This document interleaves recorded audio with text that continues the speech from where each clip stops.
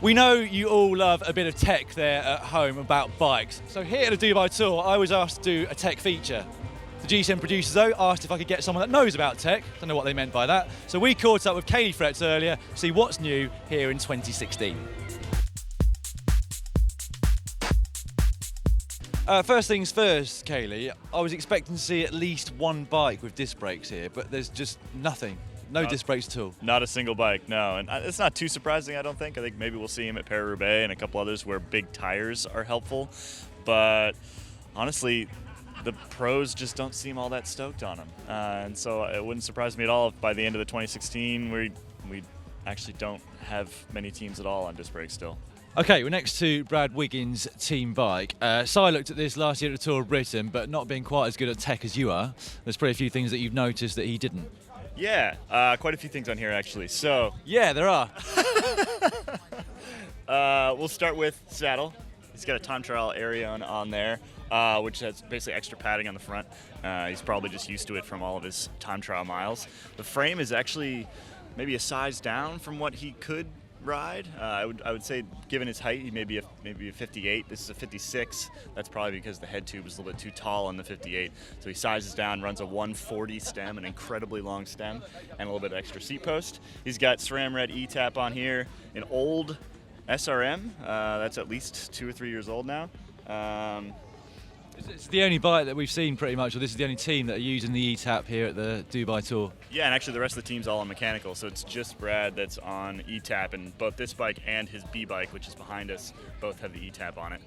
So Brad is the only one on a SRAM E-Tap group set, but there is also this brand new Rotor Uno group set, which we see here on Matt Bramier's bike. Yeah, and he is one of 3 riders currently on it, and it sounds like we're going to have about 7 on it by the end of the season. This with Dimension data, of course. Yes, not the entire team, just those 7 guys. It's sort of a test run.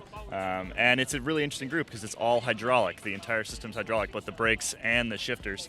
That has its upsides and downsides, I would say. You know, you don't have to change cables and housing, and you shouldn't really have to futz with it all that much, just like a hydraulic disc brake. There's no heat going into the system, so you shouldn't have issues with air bubbles and things like that. Once you bleed it once, it should last an entire season. But the big question is it better than electronic groups? Okay, can we just head up this way, please, to see what more tech there is about? Absolutely, sir.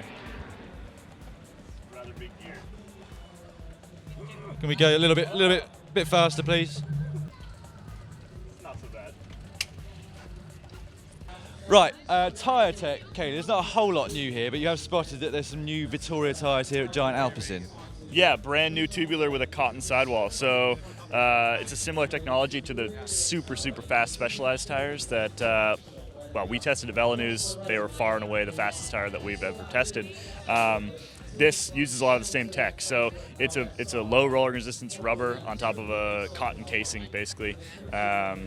It is, so they say, about as fast as the Clincher with latex tube option, which historically has been the fastest tire out there. How much difference can rolling resistance make? Say, for example, you're a rider that can put out 400 watts like the pros here. Is it going to make a huge difference? It actually is pretty significant. I mean, if the testing translates to the real world like we think it does, the difference between a really good tire and a really bad one can be 15 watts. Wow. And 15 watts is, you can spend a whole season going for 15 watts. So, yeah, pretty significant. I'd pay quite a lot of money at the moment for 15 watts. That's like a 10% improvement. Yeah, and these are, it's $100 or so, but as far as sort of bang for your buck, it's one of the best things you can do. Stems, Kaylee. Stems. I've noticed last year actually, I've seen Sagan and a couple of other sprinters on very big stems, and here the theme continues with Viviani and Kittel as well. Yeah, the sprinters seem to like something a little bit heftier. So Viviani is here on the Pro Vibe Sprint, which is essentially a big oversized carbon fiber stem. It's actually the same one that was developed for Cavendish way back in the day, a couple years ago. We saw Kittel is also on a unbranded big carbon stem. We don't know who makes that one, but I guess they need it when they're putting the big power down. I was going to say, presumably mere mortals like you and I can't really feel the flex Well, maybe you can, looking at that. But when you're putting out close to 2,000 watts, I'm guessing that's the kind of thing that you do start to feel. Yeah, if you're trying to, you're trying to thread the needle at 2,000 watts, I think that you definitely need as stiff a front end as you could possibly get. So these guys are willing to take maybe a slight decrease in front end comfort so that they can, they know wherever they point the bike, it's going to go. One of the kind of new entrants into the pro cycling market is Factor. They've got two models which the riders can use here at One Pro Cycling, but this one is the most interesting looking because it's got a split down tube. Yeah, it's a design similar to a Willier time trial bike that came out a couple years ago, and the idea is to decrease these high pressure zones on the backside of the frame tube. I'm not sure it works as well at 50 kilometers an hour in a bike as it does say at 200 kilometers an hour in an F1 car.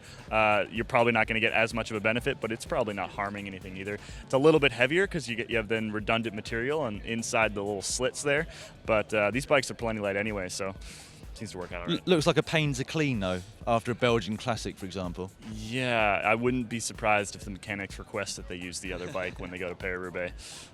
We've already spoken about Brad Wiggins having a TT-specific saddle on his bike, but it doesn't just end with him even at the Dubai Tour here. There's a few more TT-looking saddles. Yeah, his saddle's got a little bit extra padding on it. These saddles, the Specialized Power, S-Works Power, are actually designed around time trial use. They're a little bit shorter, so you can run it further forward and still stay within the UCI regulations, which is 5 centimeters behind the bottom bracket. There's a lot of roadies that are really into this saddle, despite the fact that it's designed for time trials. Evie Stevens is into it. We just saw Lars Boom roll up. He's riding one. They just seem to like it for sort of long days where you're stretched out and you got to sort of rotate yourself forward and stay in that aerodynamic position for a really long time. This next one's not exactly new tech, but new to this race in that race radios now are allowed back in this level of race and not just World Tour. Right, yeah, it was a huge controversy during the McQuaid era, and Cookson, I think, is trying to change some things, and that was one of them. So beginning of this year, beginning of January, now they can use race radios in any event, and the riders seem pretty happy about it. We haven't talked about clothing yet, Kaylee, but pretty hot here in Dubai, and we're seeing some of the riders here with some mesh shorts. Yeah, Carter here's got, well, you were just saying that you guys got pretty bad sunburn at Tour Down Under from these shorts, right? Because they're essentially just mesh all up the side. Yeah, there are lightweight shorts, incredibly light, and they have holes in them to let the air through, but also a bit of sun, so we put sunscreen on now. I think actually the exactly same thing happened to Alex Dowsett on the first day here, and he tweeted this picture.